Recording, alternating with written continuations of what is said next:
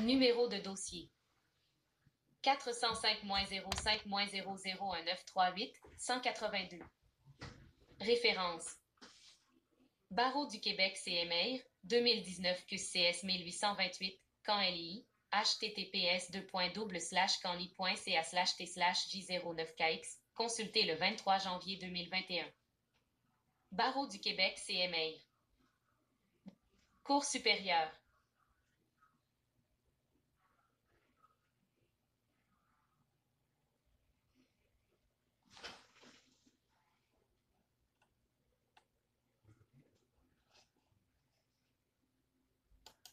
Date 2 mai 2019. Sous la présidence de l'Honorable Gaëtan Dumas, JCS. Barreau du Québec. Demandeur C. Monsieur R. Et Centre d'entraide familiale L'Unité, personne morale sans but lucratif, opérant maintenant sous le nom Unité citoyenne d'enquête anticorruption. Défendeur et la procureure générale du Québec. Mise en cause. Jugement 1. Le défendeur, monsieur R. et Centre d'entraide familiale L'Unité, personne morale sans but lucratif, opérant sous le nom d'Unité citoyenne d'enquête anticorruption ont été cités à comparaître pour un outrage au tribunal par ordonnance rendue par notre collègue l'honorable Steve J. Remnitz. Cette ordonnance fait suite à une ordonnance d'injonction interlocutoire rendue par notre collègue Jean-Guy Dubois 1, le 30 mai 2018, suite à une demande pour ordonnance d'injonction interlocutoire présentée par le demandeur. 2. Dans un long jugement de 288 paragraphes répartis sur 56 pages, notre collègue prononce une ordonnance d'injonction interlocutoire qui prévoit 275 accueille vu la preuve faite, la demande d'injonction interlocutoire du Barreau du Québec et interdit jusqu'à jugement à être rendu mettant fin à l'instance au défendeur monsieur R. et les deux autres défendeurs Centre d'entraide familiale L'Unité et l'Unité citoyenne d'enquête anticorruption et à leurs dirigeants, représentants ou employés ainsi qu'à toute autre personne physique ou morale sous leur charge ou responsabilité. De faire ou prétendre faire des actes réservés aux membres du barreau, à savoir notamment A. Donner des consultations et d'avis d'ordre juridique. B. Préparer et rédiger un avis, une requête, une procédure et tout autre document de même nature, destiné à servir dans une affaire devant les tribunaux. C. Plaider ou agir devant tout tribunal. D. Faire de la perception ou réclamer avec frais, ou suggérer que des procédures judiciaires soient intentées. E. D'agir de manière à donner lieu de croire qu'ils sont autorisés à remplir les fonctions d'avocat ou en faire les actes. 3. Suite à la notification du jugement rendu par le juge Jean-Guy Dubois, JCS, le défendeur monsieur R. transmet la note 2 suivante au bâtonnier Claude G. Leduc. N'ouvrez pas le champagne maintenant, l'avis d'appel sera déposé rapidement ainsi que les preuves de tous les dossiers seront publiques. Il y avait suffisamment de témoins lors du procès pour confirmer que le jugement est biaisé et que le barreau est un réseau criminel. Bonne journée. SIC. 4 en date du 28 août 2018, la Cour d'appel 3 rejette la demande pour permission d'appeler du jugement rendu par notre collègue Jean-Guy Dubois. 5. Les défendeurs ont donc pleinement connaissance de l'ordonnance d'injonction interlocutoire rendue contre 4. 6. Dans son jugement, le juge Dubois rejette les moyens soulevés par les défendeurs, entre autres, qu'un jugement de la Cour supérieure de l'Ontario reconnaît les compétences juridiques du défendeur M. R. et que 2 juges de la Cour du Québec lui auraient permis de faire certains travaux juridiques dans le cadre de travaux communautaires. Le juge Dubois rejette également les prétentions d'inconstitutionnalité de la loi sur le barreau et les prétentions des défendeurs que le barreau tente de le bâillonner. 7. Puisque le défendeur, monsieur R. se défend seul et que la demande procède ex parte contre l'unité citoyenne d'enquête anticorruption, le tribunal tente de remplir son devoir d'assistance simple. 8. Le défendeur est donc informé dès le début de l'audition de la procédure à suivre afin d'interroger et contre-interroger les témoins. Le tribunal l'informe particulièrement de son droit au silence et du fardeau du poursuivant. 9. Le tribunal tente de circonscrire le débat et rappelle aux défendeurs que le rôle du tribunal sur une accusation d'outrage au tribunal n'est pas d'agir en appel de la décision rendue sur la demande d'injonction interlocutoire ou de refaire le procès. 10. Rien n'y fait. Pour le défendeur, le jugement est biaisé et le barreau est un réseau criminel. 6. 11. Comme le rappellent les auteurs Gendreau, Thibault, Ferland, Clich et Gravel 7. Toutefois, le fait de plaider qu'une injonction est mal fondée n'a pas été accepté en défense, car la requête pour outrage au tribunal n'a pas pour but de faire confirmer le jugement prononçant l'injonction, mais de le faire littéralement respecter. 81.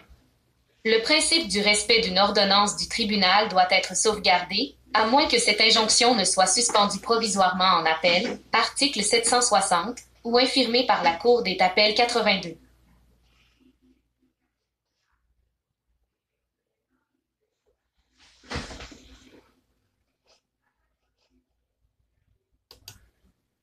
L'Hôpital Saint-Michel-Archange et Annexe, CSN, c'est Procureur général du Québec, 1977 CA 537, Modernfold, Bas-Saint-Laurent, LTIC.Newcastle Products Canada, LED, 1972 CA 790, Imperial Oil Limited. Tanguay, 1971 CA 109, H, Prud'homme et Associés NCC Groupe Commerce, le Compagnie d'assurance, J.E. 97 à 1966, CS Partagé NCC. Syndicat des travailleurs de Partagé, CSN, 1989 RJQ 1594, CS, C.J. Monsieur S Radio Mutuelle, Montréal, Limité C. Baillargeon, 1979 CS 89, Procureur général du Québec. Syndicat des employés de l'Hôpital Saint-Michel-Archange et Annexe, CSN, 1976, CS 929, Guédier Tire et Rubert Company of Canada Ltd, C. Union locale 483 des ouvriers unis du caoutchouc, Liège, linoléum et plastique d'Amérique, C.I.O, F.T.Q, 1975, CS 44, Modernfold, Bas-Saint-Laurent, Limité c'est Newcastle Products Canada, LED, 1970 RP 314, CS. 82, Office du Crédit agricole du Québec, c'est Talbot, 1985, CS 310. 12. Ayant toujours à l'esprit cette obligation d'assistance, le tribunal n'a pas permis aux demandeurs de déposer en preuve le jugement de l'honorable Gilles Lafrenière rendu le 20 juillet 2018 par lequel le défendeur est déclaré coupable de pratiques illégales de la profession d'avocat 8 et le jugement rendu par notre collègue Myriam Lachance, JCS, qui rejette l'appel du défendeur le 28 janvier 2019 9, même en l'absence d'objection de la part du défendeur. 13. Bien que le juge Dubois référait aux accusations de pratiques illégales de la profession d'avocat 10 portées contre le défendeur, le tribunal ne peut importer dans son jugement des faits mentionnés dans d'autres jugements, d'autant plus que ces jugements sont rendus après les faits reprochés au défendeur. 14. Les faits reprochés au défendeur sont bien circonscrits. 15. Le défendeur n'est pas poursuivi pour l'ensemble de son œuvre, mais pour avoir désobéi à une ordonnance spécifique du tribunal. 16. Le défendeur n'a pas à répondre à autre chose que les faits mentionnés dans la demande du demandeur pour une ordonnance portant citation à comparaître en matière d'outrage au tribunal. 17. Ces faits sont mentionnés au paragraphe 6 et 7 de la demande. Ainsi, le demandeur allègue 6 sports, tels que le démontre une vidéo, pièce Po 2, apparaissant depuis le 11 juillet 2018 sur la page Facebook du défendeur, Monsieur R. Ce dernier continue de faire et de prétendre faire des actes réservés aux membres du barreau, notamment, il donne publiquement des avis d'ordre juridique et agit de manière à donner lieu de croire qu'il est autorisé à faire des actes réservés aux membres du barreau. 7. Notamment, le défendeur, Monsieur R. dit « Je parle en tant que Monsieur R. Je ne parle pas en tant que militant pour la meute, et je parle réellement en tant que directeur de l'unité citoyenne d'enquête anticorruption. P2. Premièrement, je vais faire attention à ce que je vais dire aujourd'hui, mais je vais être clair et net, je vais vous citer des textes de droit, P2. En 2016, j'ai créé l'unité citoyenne d'enquête anticorruption. P3. Initialement, L'organisme a été créé pour enquêter sur le directeur de la protection de la jeunesse et, avec le temps, 2017, on a commencé à prendre les premiers dossiers concernant les bavures policières. P3. Maintenant, en 2016, j'ai créé une jurisprudence que tout citoyen doit savoir, qui est le pouvoir d'arrestation citoyenne. Chaque être humain, on a tous des droits, on est tous égaux, puis la Charte des droits et libertés de la personne en parle, puis je vais vous citer les points de droit tantôt, P4. Et le barreau du Québec tente de me bâillonner par l'entremise de faux jugements. Notre organisme, on fait des enquêtes réelles, on ne prend pas de dossiers bidons. Tout ce qu'on apporte devant les tribunaux est fondé. P4. Ça fait que moi, la vérité que je vais vous donner, c'est qu'on a le droit de procéder aux arrestations civiles d'avocats, de juges, de politiciens corrompus. P6. Je parie en mon nom personnel et en tant que du nom de directeur de l'unité citoyenne d'enquête anticorruption. Ça fait qu'aujourd'hui, Jean et mon truck, je veux vous dénoncer ce qui est en qu'on fasse, parce que, premièrement, on a le droit de militer sans opposition des ATIFA, la loi est claire là-dessus. Et on a le droit de faire des poursuites criminelles privées contre les personnes qui enfreignent le droit. L'article 494.1 du Code criminel, des arrestations sans mandat et mise en liberté. L'article 492.2 dit 494.3, donc pour faire des arrestations civiles, citoyennes, il faut en aviser les policiers, on peut le faire légalement, pas en le faisant d'une manière cow-boy, mais on peut, si on a des preuves de crime, on peut les arrêter en tout temps. P7 à 9. Maintenant, qu'est-ce que dit l'article 25? 25.2, l'article 3. Maintenant, on vient de lire des textes comme quoi on a le droit de procéder aux arrestations civiles. Des arrestations citoyennes tout à fait légales. P9 à 11. Maintenant, qu'est-ce qui en est des manifestations? On va regarder le code criminel, qu'est-ce qu'il dit? L'article 71, ça c'est l'article B. Nuisance publique, article 180.1, les policiers, là, c'est clair, ils ont l'obligation d'accomplir l'obligation légale, les policiers sont obligés de nous ouvrir le chemin. C'est obligatoire. Article 181, le petit journal ATIFA, Xavier Camus, régulièrement vous enfreignez l'article 181 du Code criminel, P entre 11 et 13.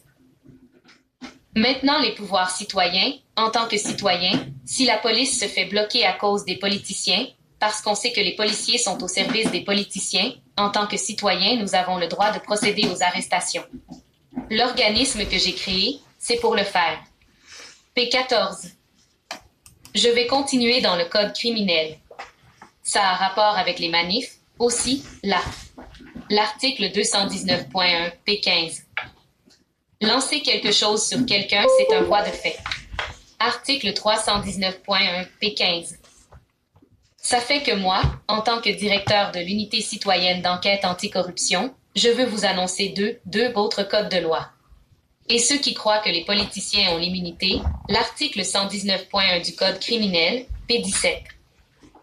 Que là-dessus, là, les personnes du Parlement, là, si des gens ont des preuves, sont arrêtables. Maintenant, on sait que les policiers ne les arrêteront pas, l'UPAC ne le fera pas. Maintenant, il existe un organisme citoyen, qui est l'unité citoyenne d'enquête anticorruption. Nous autres, les citoyens, on veut le faire, je ne suis pas tout seul dans cet organisme-là, là. Puis même si là, je sollicite votre aide, je sollicite votre implication dans l'organisme. L'article 120 du Code criminel, il n'y a personne qui a l'immunité point. P18 à 20. Mais ce n'est pas ça le but de l'opinion, de mes opinions, ce n'est pas ça l'important, c'est qu'est-ce que la loi dit. Qu'est-ce que la loi dit? On fait quoi, là? Moi, je vous lance un cri du cœur. Je veux bien le faire, je veux bien m'occuper de ça, je veux bien amener les causes devant les tribunaux, P20. Maintenant, j'ai besoin, pas moi, l'unité citoyenne d'enquête anticorruption a besoin de 200 bénévoles, parce que moi aussi, je suis bénévole pour vous autres, puis on a besoin de 200 hommes et femmes prêts à joindre l'équipe d'arrestation citoyenne. J'ai déjà eu des pourparlers avec des personnes et ce qu'on souhaite, c'est obtenir des hommes et des femmes prêts à respecter la loi, à procéder à des arrestations citoyennes quand les dossiers sont bien préparés. P21. Parce que, encore hier, dans le dossier de TaoNet, on doit amener ça en révision et c'est Tao qui doit payer pour l'injustice qu'il vit. P23. Mais pour l'équipe d'arrestation citoyenne que je recherche, 200 hommes et femmes, me communiquer en privé, s'il vous plaît. J'aimerais faire une rencontre un dimanche à nos bureaux, P24.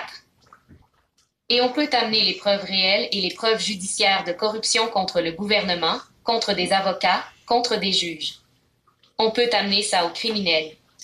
Donc, j'ai besoin de votre soutien, parce que tout seul, je n'y arriverai jamais point. P24. Tout ce que je vous demande, c'est votre appui puis les personnes qui sont intéressées à nous soutenir financièrement. Gênez-vous pas, on a besoin de votre aide, mais on a besoin aussi de 200 personnes pour procéder aux arrestations citoyennes. P26.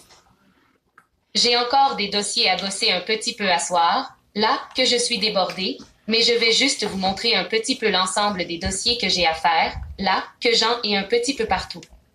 Inaudible des caisses. P28. Que j'en ai partout, que peu importe, je suis vraiment débordée, puis j'ai besoin de vous autres, puis ceux qui veulent se joindre à l'équipe d'arrestation citoyenne, communiquez-moi, laissez un message en privé, puis il est temps qu'on bouge. P28 à 29. Tel que le démontre la vidéo, P2 et sa transcription, pièce Po 3. 18 ainsi, en juillet 2018, Monsieur R diffuse sur sa page Facebook une vidéo dans laquelle il donne publiquement des avis d'ordre juridique et agit de manière à donner lieu de croire qu'il est autorisé à faire des actes réservés aux membres du barreau. Notamment, le défendeur, Monsieur R, tient les propos mentionnés au paragraphe précédent. 19. Le défendeur sait qu'un jugement a été rendu contre lui. Il sait qu'il ne peut donner de conseils juridiques. Il déclare dès le départ. Premièrement, je vais faire attention à ce que je vais dire aujourd'hui, mais je vais être clair et net, je vais vous citer les textes de droit. 11. 20. Il y a lieu ici de mentionner que la question n'est pas de savoir si les conseils juridiques prodigués par le défendeur sont exacts ou non. Tout d'abord, il mentionne 12. Maintenant, en 2016, j'ai créé une jurisprudence que tout citoyen doit savoir, qui est le pouvoir d'arrestation citoyenne. Chaque être humain, on a tous des droits, on est tous égaux, puis la Charte des droits et libertés de la personne en parle, puis je vais vous citer les points de droit tantôt. 21. En 2016, le défendeur a subi un procès devant jury alors qu'il était accusé d'avoir menacé d'user de la violence à l'égard d'un juge de la Cour du Québec siégeant au tribunal de la jeunesse 13. 22. Ce n'est pas parce que le défendeur a été acquitté d'une infraction de menace contre un juge qu'il a créé une jurisprudence de pouvoir d'arrestation citoyenne. 23. De toute façon, la question n'est pas là. Une ordonnance d'injonction interlocutoire a été rendue ordonnant au défendeur de ne pas donner d'avis d'ordre juridique. Celui-ci persiste à le faire et défie l'ordonnance rendue. 24. La question n'est pas de savoir si les conseils qu'il prodigue sont bons ou non. 25. La question n'est pas non plus de savoir s'il a le droit de donner des conseils juridiques ou non. 26. La question en litige est de savoir s'il a contrevenu à une ordonnance spécifique de la Cour supérieure lui interdisant de donner des avis d'ordre juridique. 27. Le barreau du Québec, tout comme l'ordre professionnel des médecins ou l'ordre professionnel des chiropraticiens, sont des professions d'exercice exclusif. 28. Le Code des professions prévoit à l'article 23 que chaque ordre a pour principale fonction d'assurer la protection du public. 29. Un médecin étranger ne pourrait prodiguer des soins médicaux au Québec sans se conformer aux exigences de l'Ordre professionnel des médecins du Québec. 30. Dans ce cas, la question ne serait pas de savoir si les soins qu'il désire prodiguer sont valables ou non, mais son droit de les prodiguer. 31. Il en est de même pour la profession d'avocat. 32. L'Ordre des médecins protège le public contre les charlatans. Les dommages sont plus faciles à évaluer puisqu'il s'agit d'une science. Ainsi, les dommages causés par la cessation de la prise d'un médicament sont faciles à évaluer. Encore là, la question n'est pas de savoir si un mauvais traitement a été prodigué, mais si un traitement a été suggéré par un non-médecin. 33. En matière légale, les dommages pourraient être plus difficiles à percevoir. À titre d'exemple, une personne qui reçoit de mauvais conseils pourrait laisser prescrire un recours autrement valable. 34. En l'espèce, et bien que le tribunal n'ait pas à en décider, il semble évident que le défendeur veut entraîner des citoyens dans son délire juridique. 35. Il prétend vouloir monter ce que l'on pourrait qualifier de milice pour procéder à des arrestations citoyennes de policiers, d'avocats et de juges. 36. Il mentionne 14. Ça fait qu'avec la jurisprudence que j'ai créée, j'ai débuté l'organisme parce qu'un citoyen tout seul ne peut pas procéder, mettre un terme à la corruption judiciaire parce que c'est toute une équipe, c'est toute une mafia. On parle de juges, d'avocats, membres du barreau du Québec. On parle de certains policiers. Au bout de ça, il y a les gouvernements qui dirigent ça, qui ont le bras long. Les médias cachent les réalités, la vérité. Ça fait que moi, la vérité que je vais vous donner, c'est qu'on a le droit de procéder aux arrestations civiles d'avocats, de juges, de politiciens corrompus. 37. Un peu plus tôt, il mentionnait 15. Ça faisait une jurisprudence que quelqu'un pouvait décharger une arme à feu sur des policiers, puis il avait 150 heures, 150 H de travaux communautaires.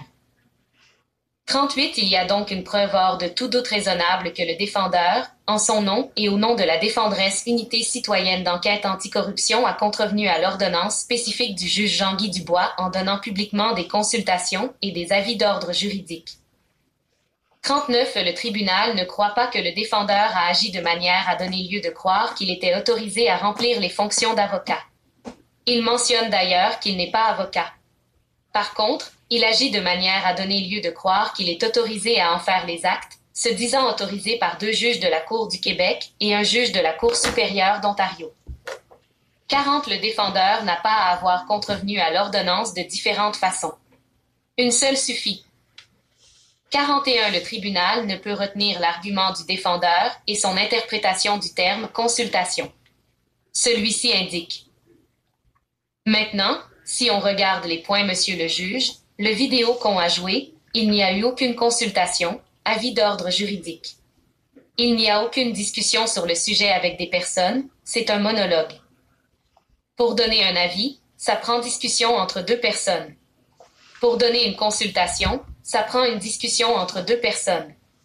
Le terme n'est pas exact. J'ai fait de l'information à une équipe de sécurité qui suit mon Facebook et qui a un devoir citoyen envers d'autres citoyens dans des manifestations, en collaboration avec la police. 42. Dans une décision récente 16, la Cour du Québec rappelait en quoi consiste une consultation ou un avis juridique. Cela consiste en l'application du droit à un cas particulier ou en un conseil concernant une option à choisir dans une situation donnée. 9. La loi ne définit pas ce qu'est un avis d'ordre juridique. La Cour d'appel du Québec le définit comme étant un written or oral statement det interpressum aspect of the law, cour rule or cour procedure, recommand a specific course of conduct a person should take in a an actual or potential legal proceeding. Or apply the law to the individual personnes spécifique factual circumstance. Par ailleurs, la Cour d'appel du Manitoba souligne qu'un legal advice is not confined to merely telling the client the state of the law. It include advice to what should be done in the relevant legal context. 10. En principe, un avis d'ordre juridique comporte la description et la confirmation d'un mandat, l'exposé des faits et des documents, un examen et une réponse à un problème soulevé, de même que des recommandations. Toutes ces étapes ne sont pas obligatoires, mais elles doivent pour l'essentiel toucher ces aspects.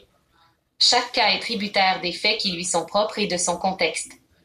Enfin, selon le professeur D. Haroley Thompson, l'avis juridique consiste à donner des réponses personnalisées sur la façon dont le droit s'appliquerait à un cas particulier ou l'option qu'une personne devrait choisir ou le résultat probable qu'elle obtiendrait.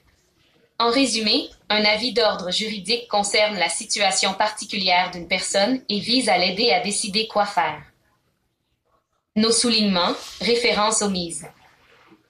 43. Ainsi, pour donner des consultations et avis d'ordre juridique, il faut donner son point de vue sur un sujet portant sur une matière d'ordre juridique.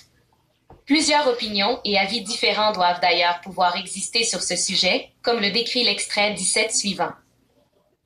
Ce qui est du ressort exclusif de l'avocat, c'est de donner des consultations et des avis d'ordre juridique.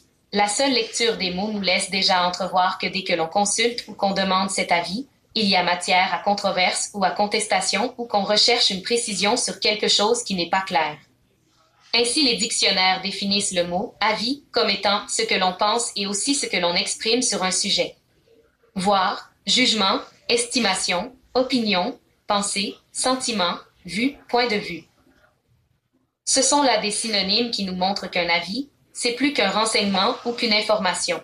Cela requiert qu'on donne une opinion ou un point de vue ou qu'on exprime sa pensée sur un sujet sur lequel il peut y avoir plusieurs opinions différentes. Et si ces avis ou opinions portent sur une matière d'ordre juridique, alors elles sont du ressort exclusif de l'avocat. Nos soulignements, références omises.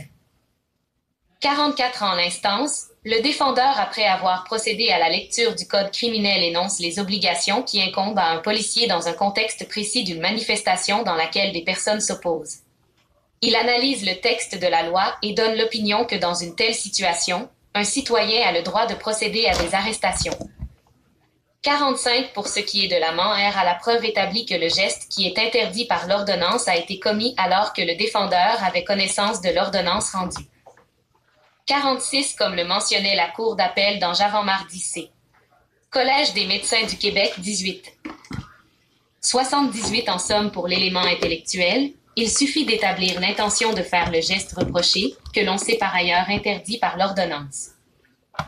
79 en l'espèce, les prescriptions et les diagnostics ont été posés de façon répétée, ce qui démontre la volonté de la plante de poser ces gestes. Il ne s'agit pas de gestes posés accidentellement, mais d'actes intentionnels et volontaires, sachant qu'il était interdit. L'élément intellectuel, l'amende RA, a été établi hors de tout doute raisonnable à l'égard de ces deux violations. 47 dans Chartier et Chamandier 19, la Cour d'appel nous enseigne. 11 ainsi, la seule preuve qu'une personne a intentionnellement omis d'agir en violation d'une ordonnance claire dont elle avait connaissance est suffisante pour prouver l'amende RA. En matière d'outrage civil, nul besoin de prouver l'intention de désobéir à une ordonnance de la Cour. 48 le défendeur M. R. a pleinement connaissance qu'il enfreint l'ordonnance. Il mentionne d'ailleurs « Même si le barreau dit que je n'ai pas le droit de dire des choses de la loi, je la dis parce que c'est notre devoir, puis il n'y a personne qui peut nous empêcher de s'instruire. » 49 le tribunal trouve donc les défendeurs coupables d'outrage au tribunal. Peine.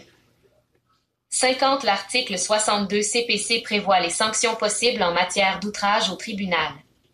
Cet article se lit ainsi.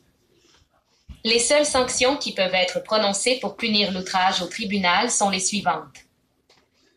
1 degré le paiement, à titre punitif, d'un montant qui n'excède pas 10 000 $ si l'outrage est le fait d'une personne physique, ou 100 000 $ s'il est le fait d'une personne morale, d'une société ou d'une association ou d'un autre groupement sans personnalité juridique, auquel cas le jugement est exécuté conformément au chapitre 13 du Code de procédure pénale, chapitre C, 25.1. 2 degrés l'exécution par la personne même ou par ses dirigeants de travaux d'utilité sociale dont la nature, les conditions et la durée sont établies par le tribunal. Si la personne refuse d'obtempérer à l'ordonnance ou à l'injonction, le tribunal peut, en sus de la peine imposée, prononcer l'emprisonnement pour la période qu'il fixe. La personne ainsi emprisonnée doit être périodiquement appelée à comparaître pour s'expliquer et l'emprisonnement peut être prononcé de nouveau jusqu'à ce qu'elle obéisse. En aucun cas, l'emprisonnement ne peut excéder un an. 51 l'article 515 CPC prévoit également. Lorsqu'il punit un outrage pour contravention à une injonction, le tribunal peut également ordonner de détruire ou d'enlever ce qui a été fait à l'encontre de cette injonction. 52 en l'instance, le demandeur demande que le défendeur Monsieur R soit condamné à une amende de 1 000 $ et que l'unité citoyenne d'enquête anticorruption soit condamnée à une amende de 5 000 $. 53 l'imposition d'une peine pour outrage au tribunal a pour objectif essentiel de contribuer au respect de la loi et des ordonnances de la Cour, au maintien d'une société juste, paisible et sûre par l'imposition de sanctions justes. 13 l'outrage civil est de nature quasi-criminelle et poursuit notamment les objectifs de punir la violation d'une ordonnance judiciaire et de décourager toute violation des ordonnances judiciaires, favorisant ainsi le respect de l'administration de la justice. 14 la sanction imposée en matière d'outrage au tribunal n'est pas une matière purement privée, comme le souligne le juge Gontier dans ses motifs de l'arrêt Vidéotron. La sanction de l'outrage au tribunal, même lorsqu'elle sert à assurer l'exécution d'une ordonnance purement privée, comporte toujours un élément de droit public, en quelque sorte, car elle met toujours en jeu le respect du rôle et de l'autorité des tribunaux, un des fondements de l'État de droit. 15. Le pouvoir de punir pour outrage au tribunal permet de maintenir la dignité et le respect dû aux tribunaux, condition essentielle à la primauté du droit. La primauté du droit est le fondement de notre société. Sans elle, la paix, l'ordre et le bon gouvernement n'existent pas. La primauté du droit est directement tributaire de la capacité des tribunaux de faire observer leurs procédures et de maintenir leur dignité et le respect qui leur est dû. Pour ce faire, les tribunaux, depuis le XIIe siècle, exerçaient le pouvoir de punir pour outrage au tribunal. 16. Au moment d'imposer une peine en matière d'outrage au tribunal, un juge prend en compte les objectifs que voici. Ainsi, le prononcé des peines a pour objectif essentiel de contribuer au respect de la loi et des ordonnances de la Cour et au maintien d'une société juste, paisible et sûre par l'imposition de sanctions justes visant, entre autres, certains objectifs. A. La dénonciation du comportement illégal, c'est-à-dire la dénonciation de la désobéissance aux ordonnances de la Cour. B. Dissuader les délinquants de commettre semblable outrage. C'est assurer la réparation des torts causés aux victimes et à la collectivité. D. Susciter chez les délinquants la conscience de leurs responsabilités. La peine sera proportionnelle à la gravité de l'infraction et au degré de responsabilité du délinquant. Elle tiendra compte de circonstances aggravantes ou atténuantes liées à la commission de l'outrage et à la situation du délinquant et de l'harmonisation des peines. 20. Aggravantes ou atténuantes liées à la commission de l'outrage et à la situation du délinquant et de l'harmonisation des peines. 20. Référence omise. Aggravantes ou atténuantes